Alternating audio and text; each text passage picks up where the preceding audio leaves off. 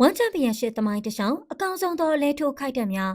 ကိုကန်ပညာတိုင်းပေါင်းစုံပြိုင်ပွဲကြီးတစ်ခုဖြစ်တဲ့ဝမ်ချန်ပီယံရှစ်ဟာတိုက်ခိုက်ရင်အားကစားသမိုင်းတစ်လျှောက်မှာရင်ကုန်စိတ်လှုပ်ရှားပွဲအကောင်ဆုံးအလဲထိုးနော့ကောက်ပွဲတစ်ချို့ကိုမြင်တွေ့ခင်ရပါတယ်။ဒီနေရာမှာတော့ပြည်သက်တွေဘယ်တော့မှမမေ့နိုင်ပဲကြည့်ရှုသူတွေကိုအမှန်တကယ်စိတ်ကြည်နဲ့စေခဲ့တဲ့အကောင်ဆုံးသောအလဲထိုးခိုက်တန်ချို့ကိုတင်ဆက်ပေးတော့မှာဖြစ်လို့စိတ်ပါဝင်စားနေဆိုရင်အဆုံးထိလိုက်ပါကြည့်ရှုပေးကြပါအောင်။နံပါတ်1 Brandon Vera နဲ့ Paul Chan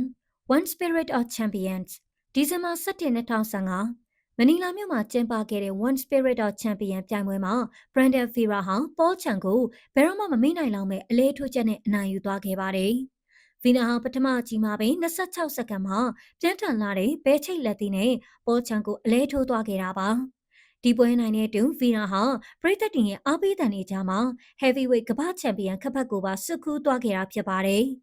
Stanfeltas နဲ့ Elmer Junico One Legendary Quest ဇွန်15 2019ထိုးသိမ်းရတာမှာအားသာချက်ရှိတဲ့ Stanfeltas ဟာ Elmer Junico ကိုအတန်ဝိတ်မွေးထိုင်ကမ္ဘာချန်ပီယံခပတ်အတွက်ပြိုင်ပွဲမှာအားလုံးကိုအားအသင့်စေခဲ့တဲ့အလဲထိုးချက်နဲ့အနိုင်ယူသွားခဲ့ပါတယ်။သူမရဲ့ပြည့်ပြည့်စုံလာတဲ့တထောင်ရိုက်ချက်ဟာပြိုင်ပွဲကိုတတိယချီမှာတဲ့အဆုံးသတ်စေခဲ့တယ်လို့သူမရဲ့နီးစနစ်ပိုင်းကြီးညံ့မှုနဲ့ချိန်သားကိုက်တိုက်ခိုက်မှုတွေကပရိသတ်တွေကိုအံ့ဩတုန်လှုပ်စေခဲ့ပြီးဝမ်ချန်ပီယံရှစ်ရဲ့ထိပ်တန်းတိုက်ခိုက်ရေးသမားတို့အပြင်သူမရဲ့အစင်တန်းကိုပုံမခိုင်မာစေခဲ့ပါတယ်။အောင်လိုက်ဆန်နဲ့အလန်ဆန်ဒါမချေတို့ One Light of the Nation ဇွန်30 2019တနိုင်ငံလုံးကဝိုင်းအားပေးကြတဲ့နိုင်ငံရဲ့ချစ်တော်ဟီရိုတူထပ်ပို့ပြီးဘယ်လိုရာကမှပွဲတွေကပရိသတ်ကိုစိတ်လှုပ်ရှားစေနိုင်မှာမဟုတ်ပါဘူး။သူရဲ့အင်ကွင်းလို့ပြောရမယ့်ရန်ကုန်မြို့ကမြန်မာနိုင်ငံသားထောင်ပေါင်းများစွာရှိမှ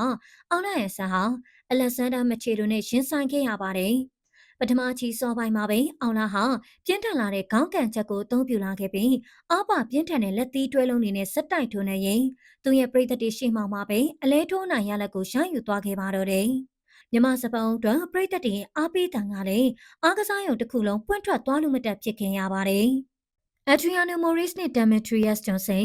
One of Prime Video 1 August 29 2020နဲ့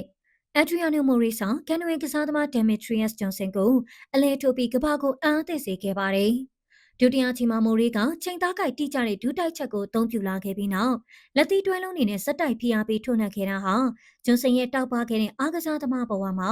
ပထမဆုံးချိန်အလဲထိုးခံရတဲ့အထိပါကြုံတွေ့သွားခဲ့ရတာပဲဖြစ်ပါတယ်။ဒီလိုလဲထိုးခိုက်တန်နေဟာတက်တိသူရဲ့ကောင်းဆံမှုနဲ့မှတ်တမ်းတင်ရလောက်တဲ့ခိုက်တန်နေအမြဲလိုမြင်အားတက်တဲ့ဝမ်ချက်ပီယံရှိရဲ့ပြည်သက်တွေပေါ်ဆွဲဆောင်နိုင်မှုကိုဖော်ပြနေတယ်လို့ဆိုနိုင်ပါတယ်။ဗီနာရဲ့ပြင်းထန်တဲ့လက်သီးချက်ကနေအောင်လိုက်ရဲ့ဆိုင်ရဲ့မြန်မာနိုင်ငံကအောင်ပွဲတွေအထိဒီလိုလဲထိုးပွဲစဉ်တွေကြောင့်ဝမ်ချန်ပီယံရှင်ဟာပြည်သက်ကြိုက်ဆုံးတဲ့ကတစ်ခုအပောင်ဝင်ဖြစ်နေကြရတာပါ။ဒီတော့ကြည့်ရှုနေတဲ့ပြည်သက်တို့ရောဝမ်ချန်ပီယံရှစ်ပြိုင်ပွဲတွေကဘယ်လဲထိုးပွဲစဉ်တွေကိုအမှတ်ရဆုံးတဲ့သဘောကျဆုံးဖြစ်မိခဲ့လဲဆိုတာကို comment မှာပြောပြပေးသွားကြပါအောင်ရှင်။အဆုံးထိကြည့်ရှုပေးခဲ့ကြတဲ့အတွက်ကျေးဇူးတင်ပါတယ်။